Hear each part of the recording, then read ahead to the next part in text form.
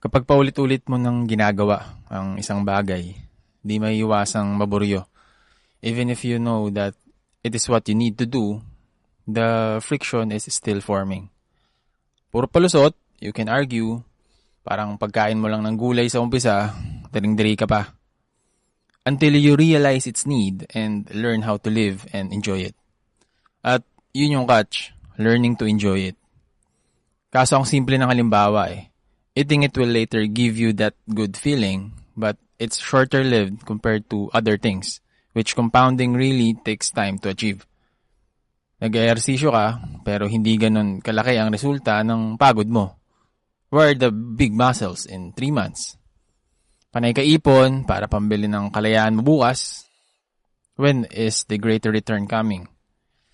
Todo sikap kang matulog ng 8 oras para sa matinumong pahinga, why is there no exhilarating feeling compared to the partygoers?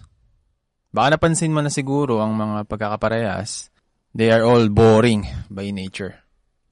May rason yung mga ginagawa natin, like it or hate it, you still made the choice. Wala nang komplikado dyan, we are all simple creatures with just complicated desires in our own minds. Gusto ko yan, sige, gagawin ko to. Ay, ayoko nyan. Sige, dito ako. Let's focus on the itch of sticking to the decision we already made to continue. Alisin na natin ang mga talagang sablay at aberya sa sarili natin. Cut the losses, there is the trivial action. Doon tayo sa mga panalo talaga para sa'yo, panalo sa akin, at sige, isama na natin ang panalo rin sa iba. The silly thing about this is not the reason, it's those enticing temptations. Mahirap na simula, na lagpasan na natin, madali na yan, nadama na yung hirap sa pag-usad. When you're in the middle of the process, that's the poisonous part. Tanda mo ba yung pagkakaiba ng gamot at lason? It's the dose. Mas madaling mapatid sa kalagitnaan ng takbo kaysa sa buwelo sa umpisa. The tricky part is the wrapper that was in place before it was presented to you. Ngayon lang naman hindi na to maulit. Subukan mo lang. Sounds familiar? Of course. Kung hindi, saludo sa'yo. You already solved the old age recurring personal dilemma. But for a refresher or for those who can't bypass this trouble, analysis is our friend here. The lifespan you have is the only timeline you can get. Tapos kapag nawala na, wala na. No second chances. Kaya nakakabuo ng mga dahilan kasi hindi matanggap na ito lang talaga. Second life, reincarnation, immortality, different flavors with the same root cause, in denial. Mas madali pa nga ngayon dahil sa mas maraming paraan na pwedeng mauto ang isipan mo. Various mediums to sprinkle the imaginations of someone for the consumption of everyone's fantasy. Sa mga hindi kumakapit sa hiwaga, pagmamadali ang napili. With the realized limited time, slow is not enough. Kung hindi mamaya, dapat ngayon. It's like having a drill sergeant at the back of your mind that always remind you to keep up. Sunod-sunod ang bakasyon ng tropa, tapos ikaw, paminsan-minsan lang. A brand new car was delivered to one of your friend's houses while you're just steadily buying stocks that no one sees. Kumikita ka ng hindi regular sa negosyo mo, pero kontrolado naman. Kahit sa mata ng mga sumasahod ng 15 katapusan, mukhang delikado. You're having fun without getting the taste of the event's diverse selection of liquor. Hindi lang pagkainip, nakakaramdam ka na rin ng pagiging mag-isa.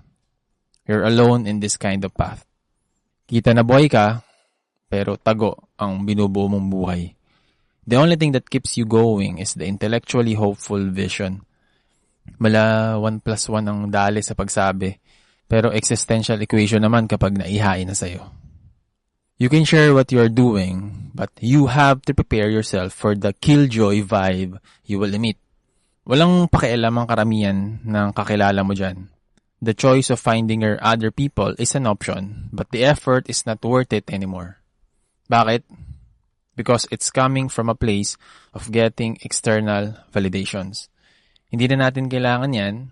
The numbers being accumulated are enough validations we can have. Tungkol na kasi ito sa kung gaano mo talaga kagusto. The question is already waving. Ano ang mas gusto mo? Umangat o magpasikat? This game is running for too long. Kaso, sarili mo lang ang taga-abot ng tulong. You know the cycle. You already went through this at some level. Sinimulan, tapos hindi nagawang tapusin.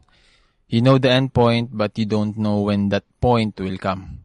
At kapag tinigilan mo na naman, balik sa panghihinayang, gigil at umpisa.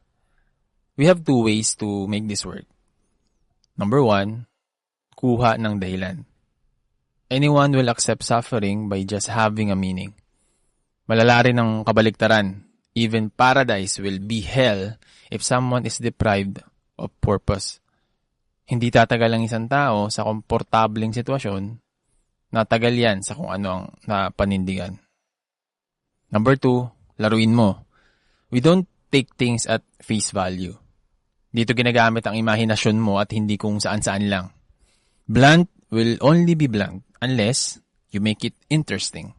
Gawin sa ibang paraan, look from another angle, huwag masyadong seryosohin, find the humor. Itong dalawang atake, pwede tayong kumuha, depende sa pakialam. Familiar feeling from your forgotten memories. Balik pagkabata sa paghanap ng salamangka para makausad. But the magic we are looking for is in the work we are avoiding. Iwas tayo sa mga walang resulta talaga. That's why we have to create a feedback loop that shows what's possible. Hindi sa pagtaas lang ng numero ang binibilang. The enjoyment of what you're doing is counted here. Yung pakislap-kislap na sandali ang nagdadala para makasalba sa bigat ng kayamutan. Still, diminishing returns could happen when it becomes performative. Puro palamuti, kaya nawala ng pinakalaman at saysay. This is the limit. Wala na to sa makukuha mo. Nasa pagtimbang na to ng pagkatao mo. You have to make the call. May hangganan din ang panay na pagpapalambot sa realidad. Either you sacrifice for what you want or what you want will be sacrificed.